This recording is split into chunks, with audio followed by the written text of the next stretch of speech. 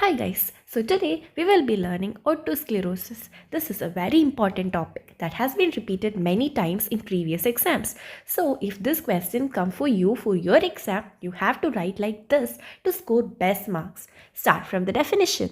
Write that it is the primary disease of bony labyrinth which leads to stapes fixation and conductive deafness. Now write about the etiopathogenesis. Say that here the interchondral bond is converting into spongy bond.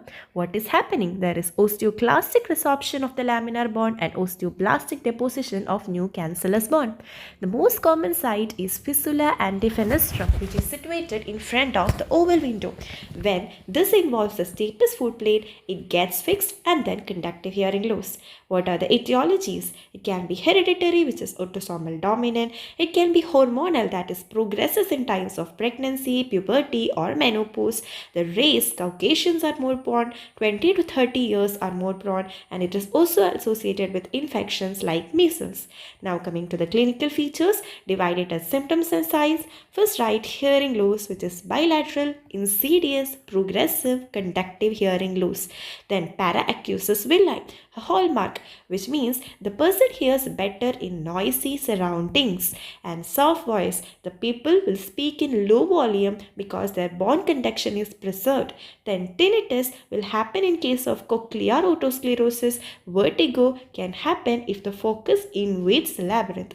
Now coming to signs. The signs mainly are tympanic membrane, usually normal, but if active disease is present, there will be increased vascularity, which leads to a reddish hue on the promontory known as Schwartze sign.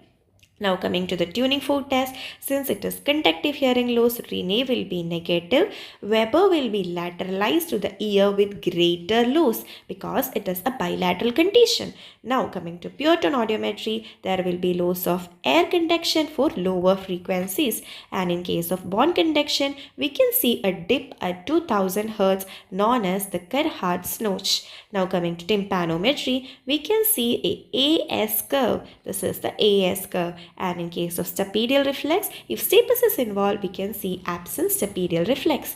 The DDs are often asked: write serous otitis media, congenital stapes fixation, ossicular discontinuity, tympanosclerosis, as all these conditions will lead to conductive type of hearing loss. Now coming to the treatment, medical treatment is sodium fluoride, but it is not generally recommended and has no proof of curing otosclerosis. Main treatment is surgical. You can do stapedotomy or stapedectomy. Stapedotomy involves creating a small fenestra in the stapes footplate and inserting prosthesis. The prosthesis can be Teflon Pristine prosthesis or platinum Teflon prosthesis or titanium Teflon prosthesis. So while inserting the prosthesis, we are restoring the ossicular continuity. Now we can also do stapedectomy. What happens in stapedectomy? We are removing the total stapes footplate. Now conditions for surgery: air conduction threshold should be less than or equal to 30 decibel, airborne gap at least 15 decibel, Rinne should be negative at 256 and 512 Hz, and speech discrimination should be more than 60%. We can also give hearing aids for people who refuse the surgery or are unfit for surgery. Now another question is, what are the complications of the surgery? Mainly sensorineural hearing loss, vertigo, facial nerve palsy, injury to chorda tympani, tympanic membrane perforation, or at last the dead ear. So this was all about otosclerosis. Now if you want the full notes, you can get it in our Telegram channel. The link is given in the comment section. Thank you.